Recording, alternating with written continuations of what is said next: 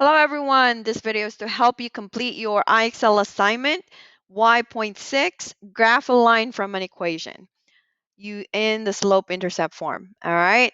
Okay, so you need two steps. All right, that means you need 2 points in order to create that graph. So you're going to use your equation right here. So you need two things.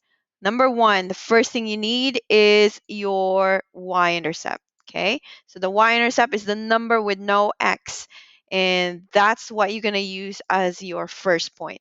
And this is the y-intercept, and so that means you're going to find it on the y-axis, and there's 7 right there. You click on it and you got your first point.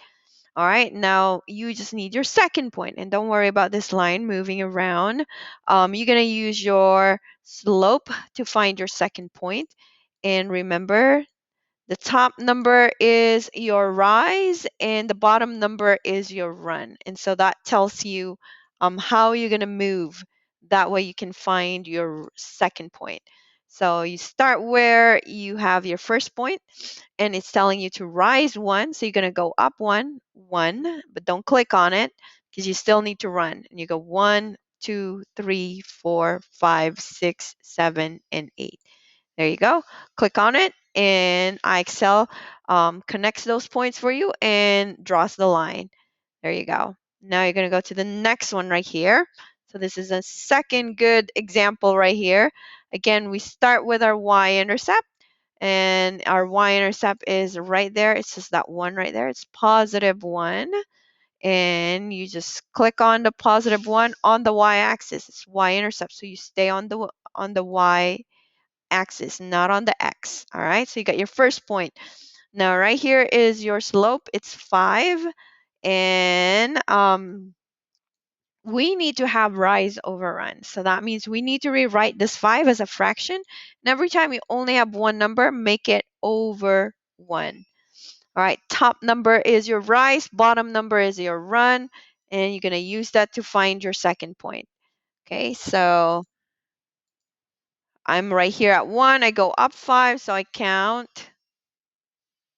All right, so I put 1, 2, 3, 4, and 5. There you go, and then 1 across. There you go.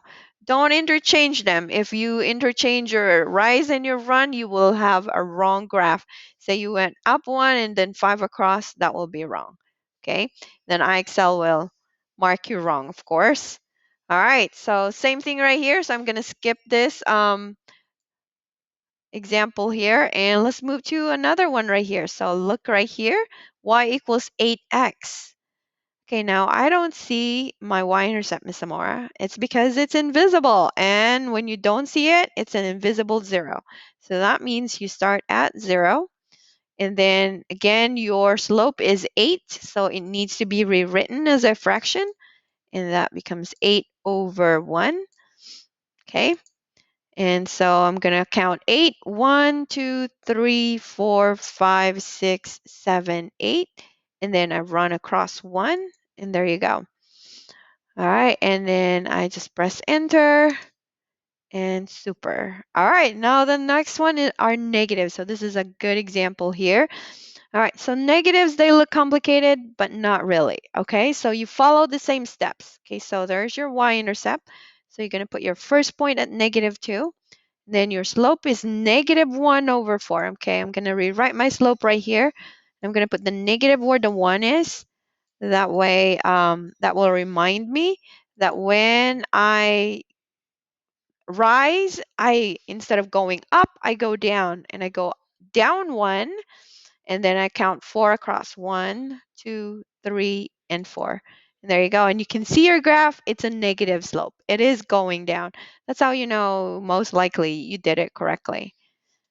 And that's right. There you go. And again, it's similar to the ones we've done. This one's easy. Go up 1 and 3 across. There you go. Awesome. Kind of the same here. Go down 5 and then 9 across. Press enter. And there you go. Here's where it's probably a little bit challenging, because now you see I only have one number, okay, but there's not even an X, right? I can see the y-intercept. It's -3, so I can put it right there. That's my -3. But what is my slope?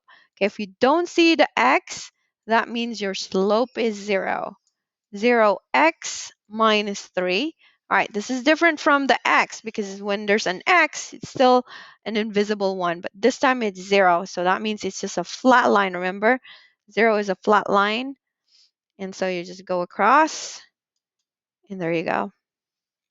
All right, so pretty much all the equations are the same. You start with your y-intercept, and then you move using your slope. So if you have any questions, please message me and I can help you. Thank you for watching this video. I hope it helps.